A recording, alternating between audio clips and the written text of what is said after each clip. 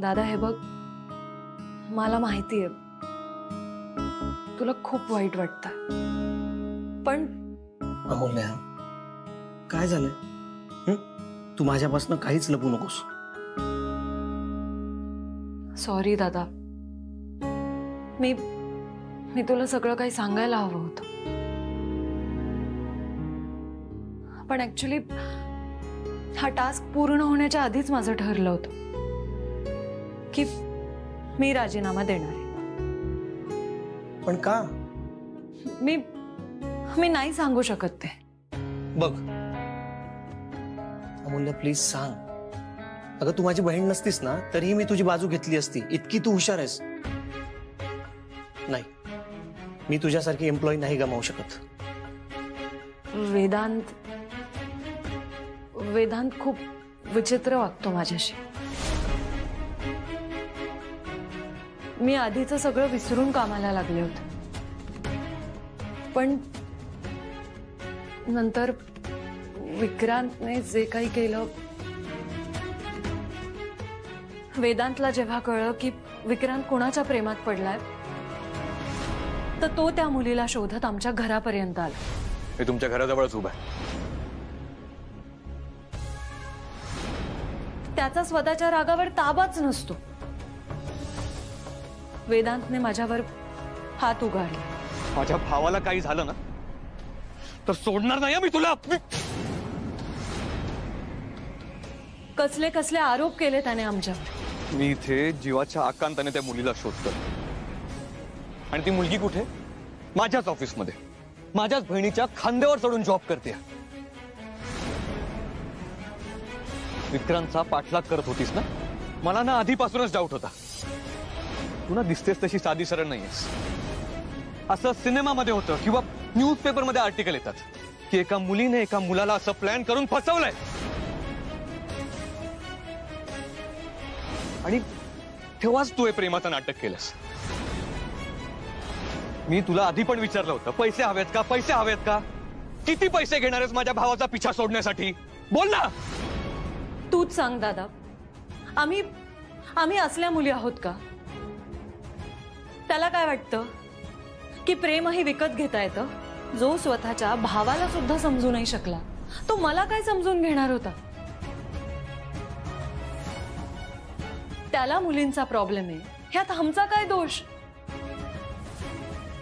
मला तर ह्याच गोष्टीचं आश्चर्य वाटतंय की एवढ्या नाजूक घटनेनंतर कोणी असं कसं रिॲक्ट करू शकतं. Come in. Hi. Hi. Have a seat. नाही नको. वेदांत, मला तुझ्याशी एका महत्वाच्या विषयावर बोलायचं.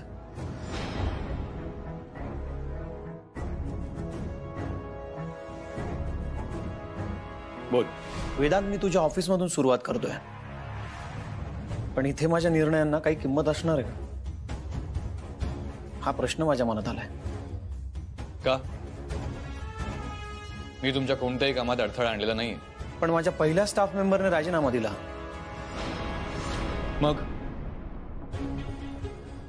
त्याला मी जबाबदार नाही हे जाऊन तू तिलाच विचार. आता तूच सांग, राजीनामा परत घ्यायला? ती नाही ऐकत आहे. हाच प्रॉब्लेम आहे. ती कोणाचाच ऐकत नाही. मी एक टास्क दिला, तिने पूर्ण केलं, विषय संपला. पण ती इगो मध्ये आणते, अडून बसली. ती ना ॲरोगंट आहे. नाही, मी अमूल्याला लहानपणापासून बघत आलोय. ती स्पष्ट बोलते, पण ॲरोगंट नाहीये. ती हसत खेळत काम करते रे. दादा काय म्हणाला? तो मानायलाच तयार नाहीये तो चुकलाय म्हणून. माझ्यावर ढकलतोय. मला म्हणतो तुला अमूल्याची गरज आहे, तू कन्व्हिन्स कर.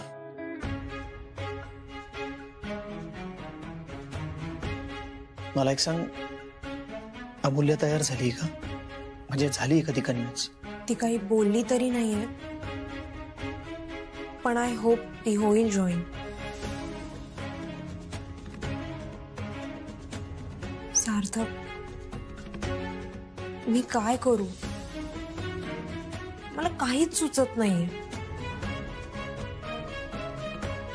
मी दादाला सगळं सांगून टाकू का? तुझ्या घरी जे काही बोलणं झालंय ते. नाही, नको. नवीन वाद नको आता.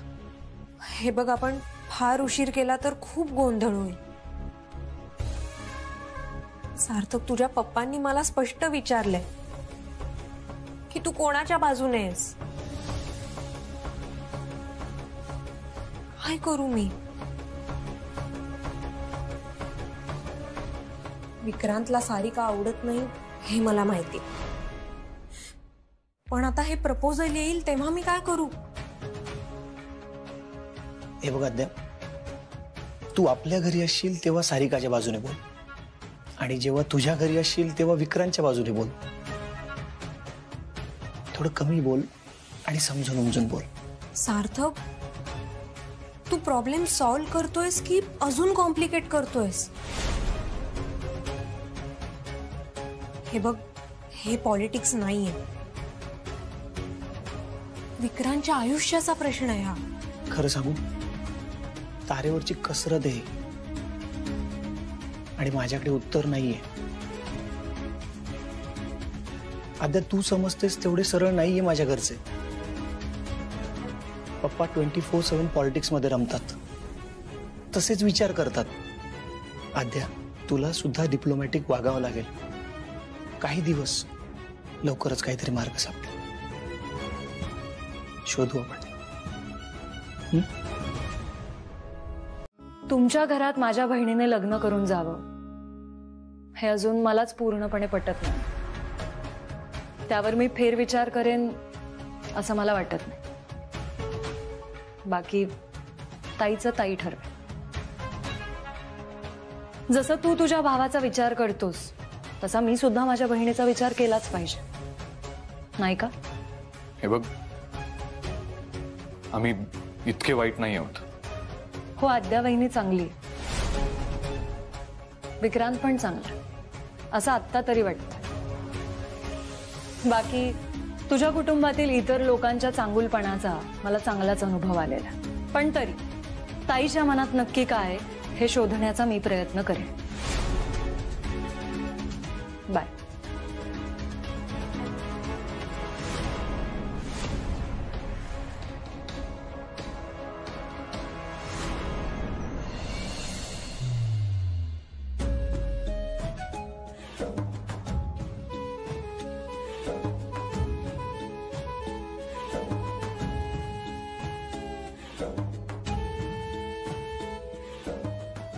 श्रीधर, मित्रा, नेहमी आठवण येते रे तुझी, पण आज जरा जास्त प्रकर्षाने येते. म्हणजे बघ ना, तू असतास तर आज कदाचित मला हा विषय काढावाच लागला नसता. कोणता विषय?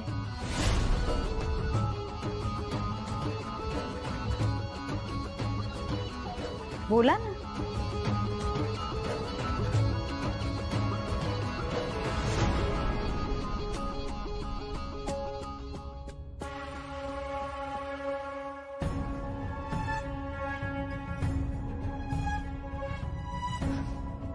सांगा ना. तुम्हाला तर माहिती आहे बहीण, श्रीधर आणि आमची जुनी मैत्री. बऱ्याच विषयांवर गप्पा व्हायच्या आमच्या, बऱ्याचदा.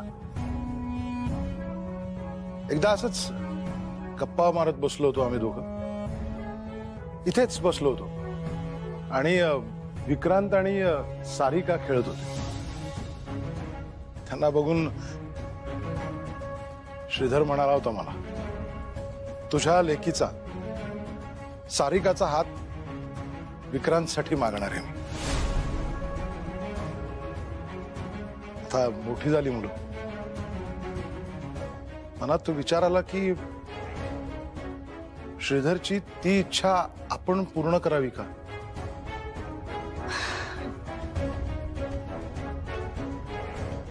आणि आद्या, तू आधीच का नाही सांगितलंस हे मला? दादा, मी सगळं सांगणारच होते, पण मग मी आधी सार्थकशी बोलले. त्यानंतर अमूल्याचा प्रॉब्लेम झाला, तू तिच्याशी बोलत होतास. आद्या, ते इम्पॉर्टंट होतं का? ही गोष्ट महत्वाची आहे, हे तुला कळत नाही? आणि मी परत परत सांगत होतो आईला हे कळलं नाही पाहिजे तरी. आणि तो सार्थक काय करत होता? थोडं पण करता येत नाही का त्याला? अरे दादा, त्यांच्या घरी वातावरण खूप वेगळं आहे. तिकडे पप्पांसमोर कोणीही काहीही बोलू शकत नाही. नाही, हे व्हायला नको. ते गेलेत का घरी? नाही तर मी ताबडतोब निघतो. कोणत्या बाहेरच्या व्यक्तीकडनं हे करण्यापेक्षा मीच जाऊन सांगतो ना आईला. आता ही गोष्ट लपवली नाही पाहिजे आपण. दादा, तू काहीही कर, पण हे सगळं प्लीज थांबव. हे बघ, आईला हा सगळा शॉक नाही सहन होणार. तू एक काम कर, सार्थकला सांग त्याच्या आईला फोन करेल. आणि जर ते गेले नसतील तर त्यांना थांबव, कसंही करून.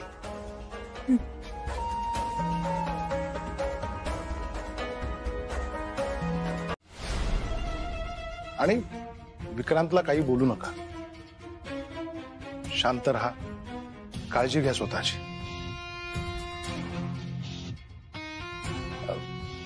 येतो आम्ही आता.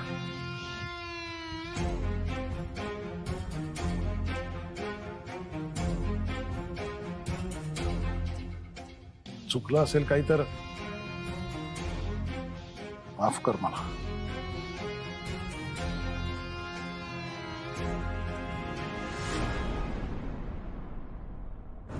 चला. काळजी घ्या वहिनी. येतो.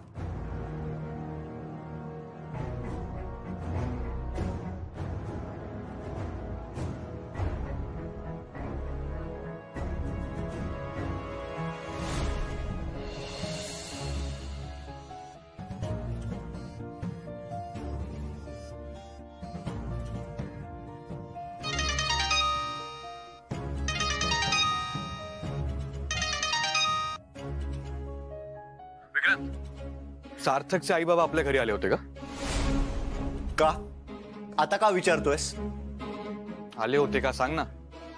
हो, आले होते ना. आले आणि आग लावून गेले. दादा, मला खरं सांग, तूच पाठवलं होतंस ना त्यांना? विक्रांत, तरी मी दादा, का? तुझ्याकडनं ही अपेक्षा नव्हती रे.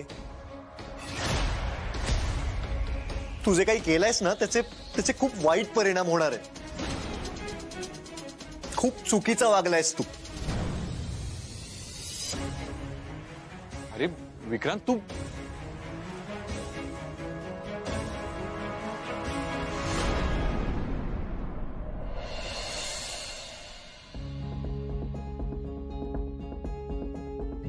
आरतीच्या मनात नेमकं काय आहे याची माहिती काढून सांगणारस का? ताईच्या मनात काही वेगळं असेल, पण तिने लग्नाला होकार दिलाय. तू आणि अण्णा माझ्या लग्नाचा विचार करताय आणि पटपट बोल. तुम्हाला जर तो आवडला असेल, माझ्यासाठी योग्य वाटत असेल, तुम्ही त्याला होकार कळवू शकता. ताईला मी किती वेळा विचारलं, तुला गौतम आवडलाय का? तर तिचं उत्तर एकच, आई आणि अण्णा जो निर्णय घेतील तो मला मान्य आहे. सुसाईड? विक्रांत?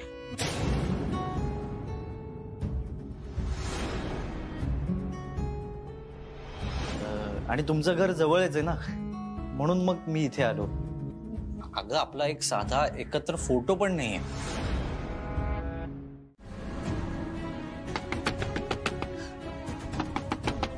विक्रांत! विक्रांत, दार उघड. विक्रांत, दार उघड.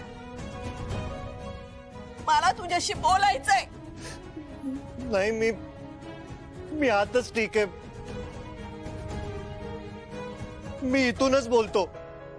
विक्रांत, विक्रांत, मी सांगितलं दार उघड. मला बोलायचंय. बऱ्याच प्रश्नांची उत्तरं हवी आहेत मला.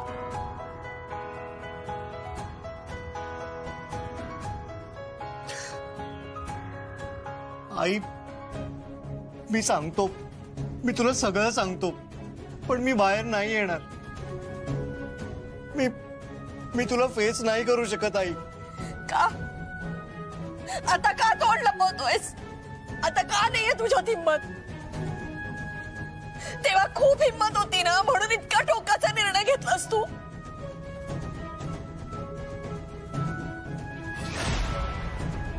आता का लाज वाटतेय?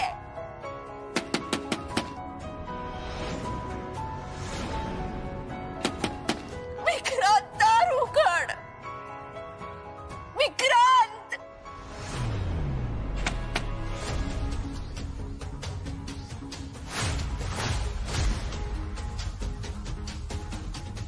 आई,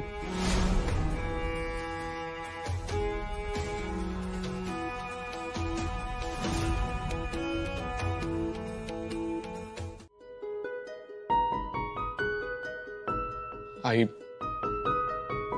मी चुकलो,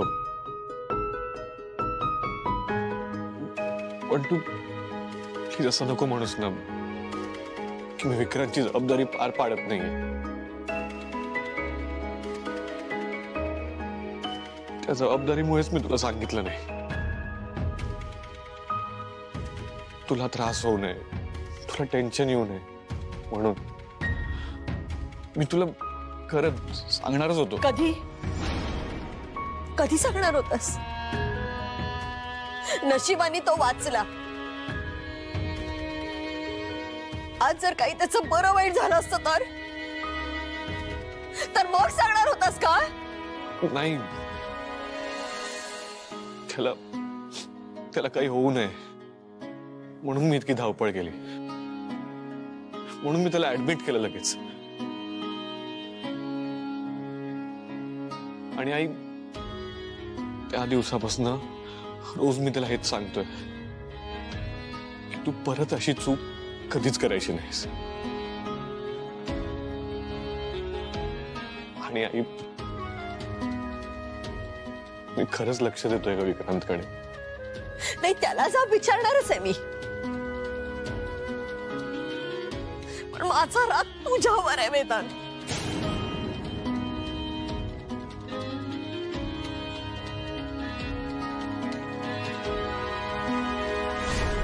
अगं, सगळ्यांना ते स्थळ योग्य वाटलं. मला वाटलं ठीक आहे, हरकत नाही. पण गोष्टी अशा घडत गेल्या ना की माझ्या हातात काहीच नव्हतं. तिकडे विक्रांत प्रेमात पडला आणि घरात हे स्थळ आलं जे सगळ्यांना पसंत होतं. विक्रांतने मला प्रपोज केलं होतं, पण माझा विश्वास नाही बसला ग. पण तो किती सिरियस आहे समजलं आणि मन त्या दिशेने धावायला लागलं.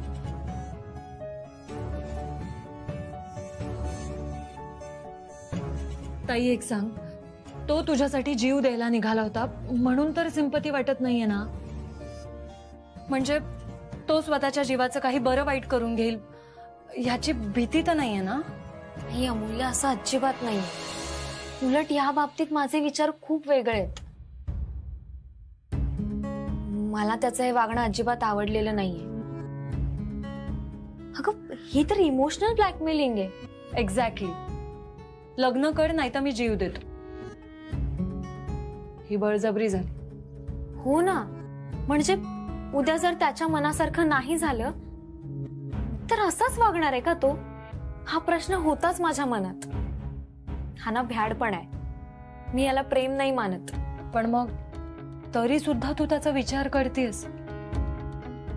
हो,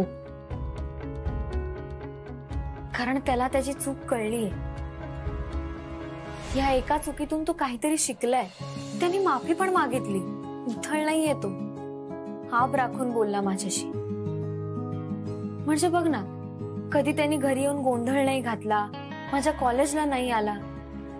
त्या दिवशी मंदिरात सुद्धा हेच म्हणत होता, मी चुकलो, मला माफ कर,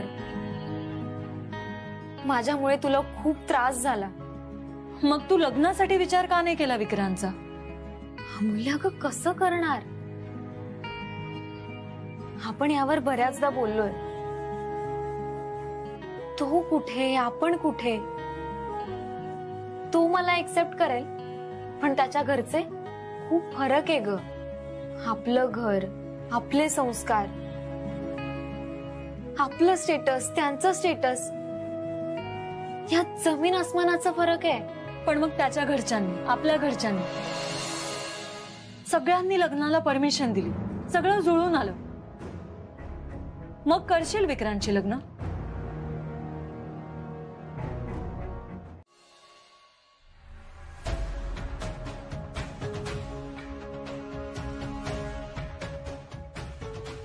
आई आई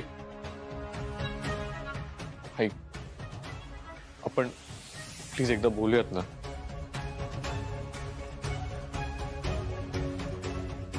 मला या विषयावर कोणाशी काहीही बोलायचं नाहीये. आई सॉरी, चुकलो मी.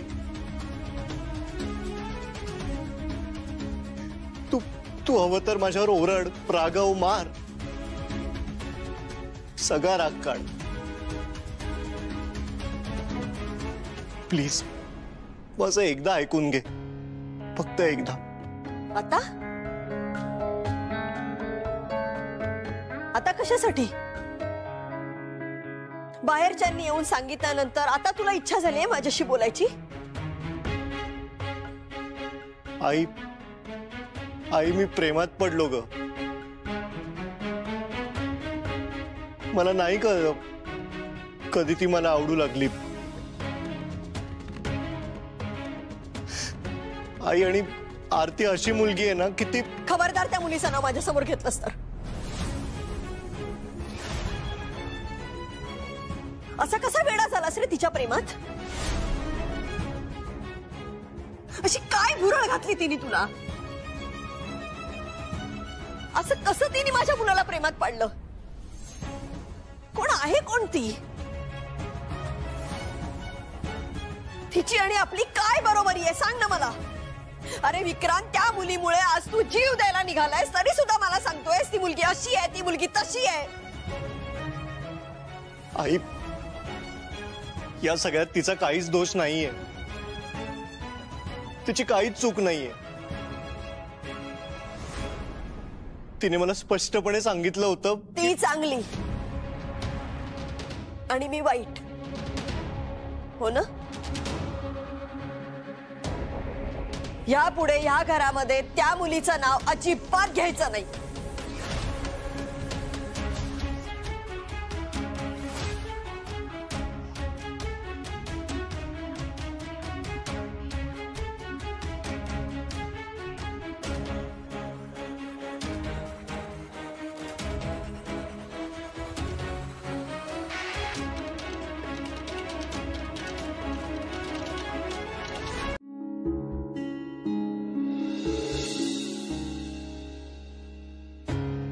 का केलंस असं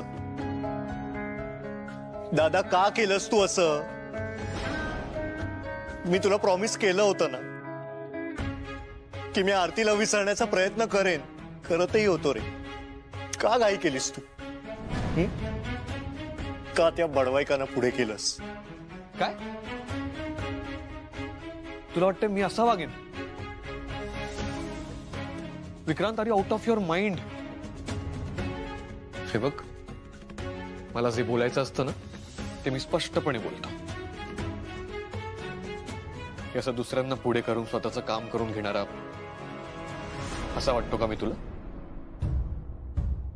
विक्रांत, आर यू डाउटिंग मी? आणि तुला काय वाटतं मी त्या सारिका सारख्या मुलीसाठी तुझ्यावर प्रेशर आणेन? हो, वाव. म्हणजे तुझं म्हणणं आहे की तू काहीच नाही केलंयस, पण मग ते डायरेक्ट इकडे आलेच कसे? तेही कोणाला न सांगता. दादा, तुला जितका मूर्ख वाटतो ना तितका मूर्ख नाहीये रे मी. ते डायरेक्ट इथे आले आणि आरतीला ब्लेम करत बसले. सगळी चूक माझी आहे. तर आरती भरडली जाते, तिची बदनामी होते. तुला कळतंय का दादा? हे प्रकरण इथेच थांबणारं नाहीये. अरे हेच करायचं होतं, मग कशाला वाचवलंस मला? मरू द्यायचंस ना विक्रांत.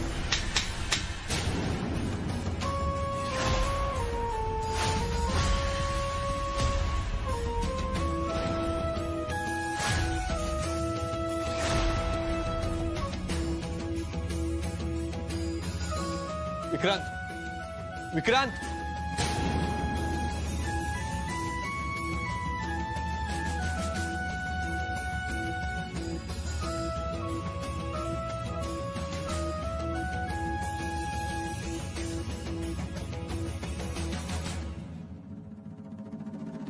बाबा काय करू मी बाबा, काहीच सुचत नाहीये.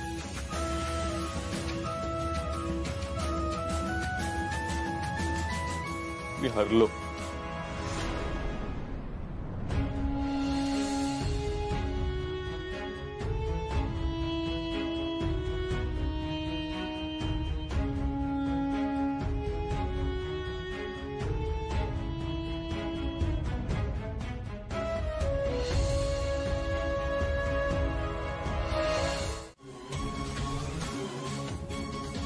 म्हणजे काय मावशी?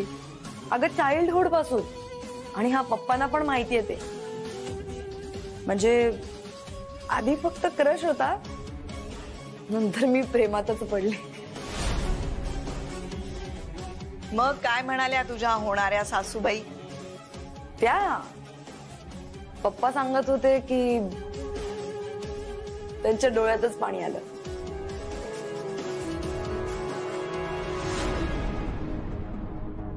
म्हणजे विक्रांतचे बाबा आणि माझे पप्पा खूप आधीपासूनचे मित्र होते ना. त्यांनी तेव्हाच ठरवलं होतं की माझं आणि विक्रांतचं लग्न लावून द्यायचं. अण्णा म्हणालेच होते, उशीर करू नका. आता खूप उशीर झालाय. गुंता इतका वाढलाय की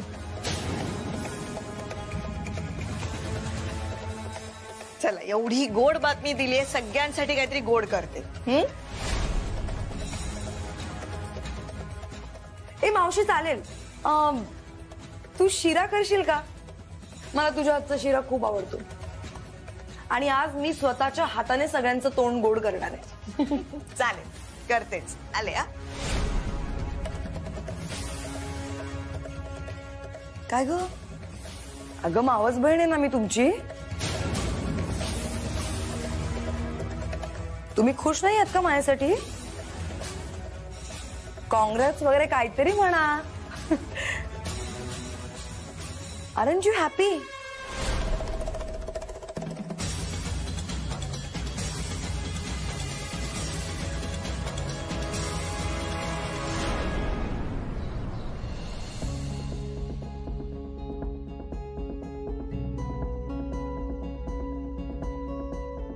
काय गोड बातमी दिलीयस ग.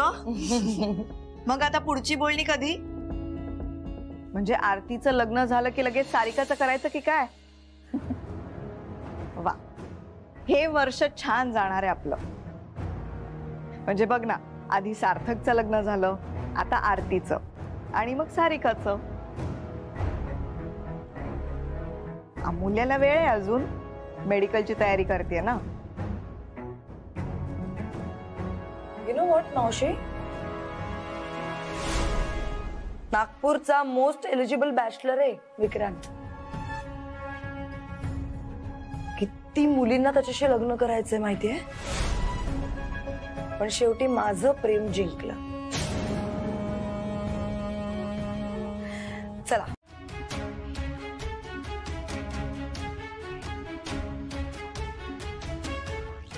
के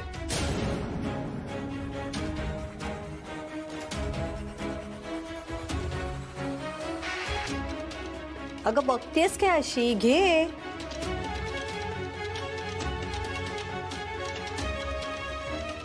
तोंड गोड करते मी तुझं. सुमनताई, विक्रांत आणि आरतीची जोडी कशी दिसेल हो?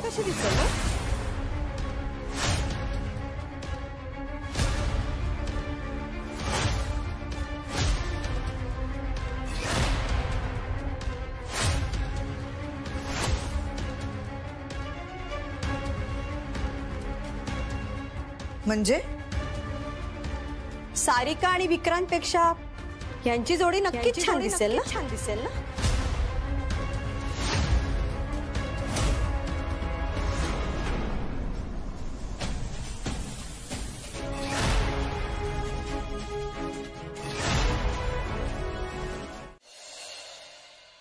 मी आईशी बोलायला हवं होतं.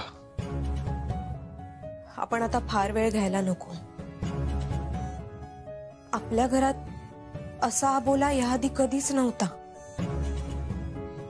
सगळी चूक माझी आहे. मला कळायला हवं होतं की सारिका गप्प नाही बसणार. तिने मला सांगितलं होतं की तिने तिच्या पप्पांना सांगितलंय आणि ते इथे येतील म्हणून. मलाच नाही थांबवता आलं. मला थांबवायला हवं होतं दादा. त्यांनी काय केलंय, ते काय करतायत, या गोष्टी आहेतच माझ्या मनात. आणि मी भेटेन त्यांना, बोलेन त्यांच्याशी. पण आधी आपण आईला नॉर्मल करायला हवं. आणि विक्रांत, आता तरी सावर स्वतःला. अशा चुका वारंवार करू नकोस. हो विक्रांत, थोडा तरी ताबा ठेव आता स्वतःवर प्लीज. दादा, आय प्रॉमिस, मी यापुढे असं नाही वागणार. मला माफ कर दादा. हवं तर मी पाया पडतो तुझे. तू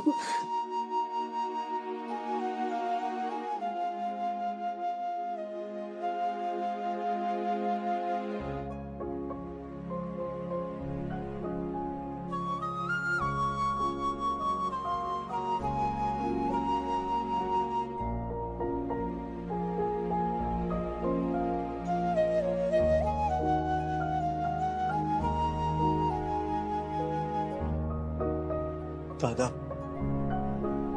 आता आईला कसं समजवायचं?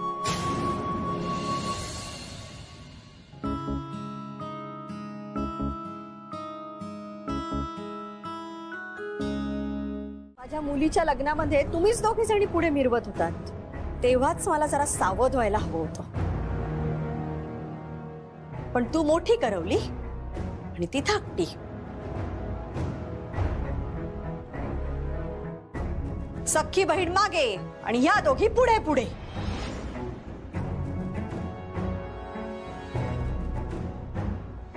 तुम्हाला काय वाटलं होतं का तुमचं पितळ कधीच उघडा पडणार नाही?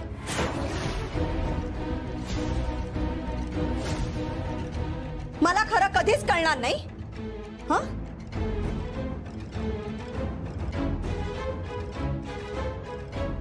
आणि काय ग, वेदांतला हळद लावायला तूच पुढे होतीस ना? का तुमच्या दोघींचा प्लॅन होता तो?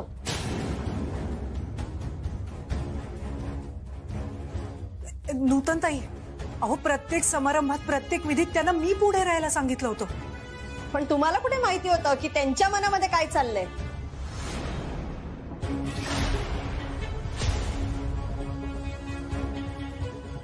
त्या आता संधी शोधतच होत्या. नूतनताई ऐका ना प्लीज. प्लीज तुम्ही बसून घ्या ना, आपण शांतपणे. त्याची काही गरज नाहीये. माझा राग तुमच्यावर नाहीच आहे. तुमची चूक एवढीच झाली की तुम्ही मला स्पष्ट सांगितलं नाही.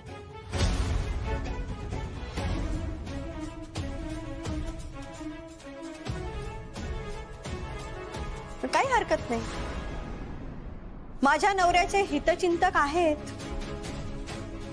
आणि त्यांनी मला सांगितलं म्हणून मला कळलं.